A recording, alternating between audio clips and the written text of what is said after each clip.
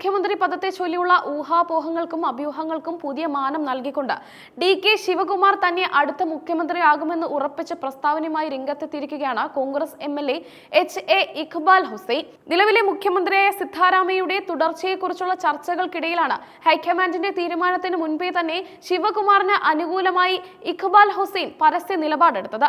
ജനുവരി 6-ന് DK Shivakumar കർണാടകയുടെ അടുത്ത മുഖ്യമന്ത്രിയായി തിരഞ്ഞെടുക്കപ്പെടാൻ 99% സാധ്യതയുണ്ടെന്നാണ് ഇഖ്ബാൽ ഹുസൈൻ അവകാശപ്പെട്ടത്.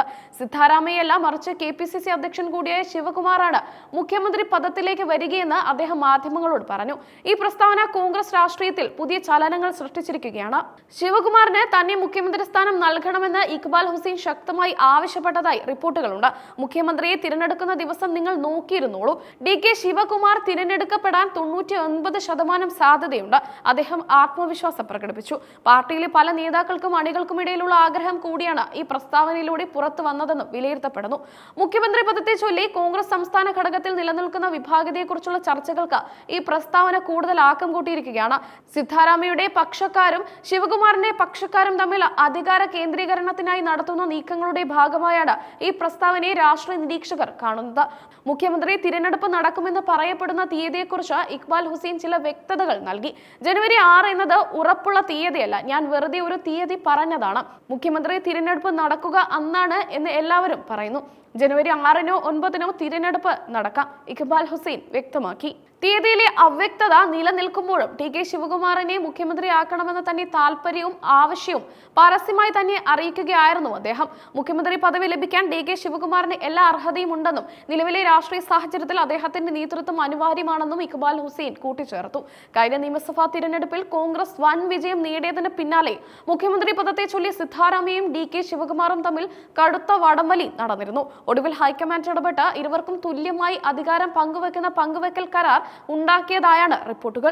ആദ്യ ടൈമിൽ സിദ്ധാരാമയ്യ മുഖ്യമന്ത്രിയാകാനും നിശ്ചിത കാലയളവിന് ശേഷം DK ശിവകുമാറിന് മുഖ്യമന്ത്രി സ്ഥാനം കൈമാറാനുമായിരുന്നു ധാരണ. ഈ കരാർ പ്രകാരം സിദ്ധാരാമയ്യയുടെ കാലാവധി പൂർത്തിയാകുന്ന ഘട്ടത്തിലാണ് ഇഖ്ബാൽ ഹുസൈന്റെ ഈ പ്രസ്താവന എന്നതും ശ്രദ്ധേയമാണ്. ഇഖ്ബാൽ ഹുസൈൻ പരസ്യമായി നിലപാട് അറിയിച്ചെങ്കിലും ഈ വിഷയത്തിൽ മറ്റ് മുതിർന്ന നേതാക്കളോ MLA-മാരോ ഉടൻ പ്രതികരിക്കാൻ തയ്യാറായിട്ടില്ല. സിദ്ധാരാമയ്യ പക്ഷത്തെ MLA-മാർ വിഷയത്തിൽ മൗനം പാലിക്കുന്നത് രാഷ്ട്രീയ നീക്കങ്ങളുടെ സൂചനയായി കണക്കാക്കപ്പെടുന്നു. ഹൈക്കമാൻഡ് എടുക്കാൻ പോകുന്ന നിർണായകമായ തീരുമാനത്തിന് മുന്നോടിയായി നടത്തുന്ന സമ്മർദ്ദ തന്ത്രമായാണ് ഈ പ്രസ്താവനയെ വിലയിരുത്തുന്നത്. DK ശിവകുമാർ പക്ഷം കൂടുതൽ MLA-മാരെ അണിനിരത്തി തങ്ങളുടെ ശക്തി തെളിയിക്കാനുള്ള ശ്രമങ്ങൾ നടത്തുന്നതായും റിപ്പോർട്ടുകളുണ്ട്. ഹൈക്കമാൻഡിന് മുന്നിൽ ശക്തമായ സമ്മർദ്ദം ചെലുത്തി അധികാരം കൈക്കലാക്കുക എന്നതാണ് അവരുടെ ലക്ഷ്യം. ഈ പരസ്യ പ്രസ്താവന കോൺഗ്രസ് ഹൈക്കമാൻഡിന് ഒരു വെല്ലുവിളിയാണ് ഉയർത്തുന്നത്.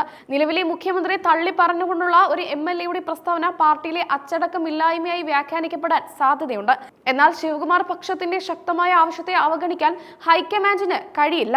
DK ശിവകുമാർ പാർട്ടിക്ക് വേണ്ടി നൽകിയ സംഭാവനകളും കർണാടകയിലെ ശക്തനായ നേതാവെന്ന നിലയിൽ അദ്ദേഹത്തിനുള്ള സ്വാധീനവും ഹൈക്കമാൻഡിന് പരിഗണിക്കേണ്ടതുണ്ട്. മറുവശത്ത് നിലവിലെ ഭരണം നയിക്കുന്ന സിദ്ധാരാമയ്യയുടെ ഭരണ മികവും ജനപ്രീതിയും ഹൈക്കമാൻഡ് അവഗണിക്കാൻ സാധ്യതയില്ല. സംസ്ഥാനത്തെ ജനക്ഷേമം മുൻനിർത്തി അധികാരം കൈമാറ്റം സുഗമമായി നടത്തുന്നതിനുള്ള ഒരു വഴി ഹൈക്കമാൻഡ് ഉടൻ കണ്ടെത്തുമെന്നാണ് രാഷ്ട്രീയ ലോകം പ്രതീക്ഷിക്കുന്നത്. ഇഖ്ബാൽ ഹുസൈനെ പോലുള്ളവരുടെ പരസ്യമായ നിലപാടുകൾ ഈ കൈമാറ്റം ശാന്തമായി നടക്കാൻ അനുവദിക്കില്ല എന്ന സൂചനയാണ് നൽകുന്നത്. ജനുവരിയിലെ നിർണായകമായ കൂടിക്കാഴ്ചയ്ക്കായി കാത്തിരിക്കുകയാണ് കർണാടക രാഷ്ട്രീയം.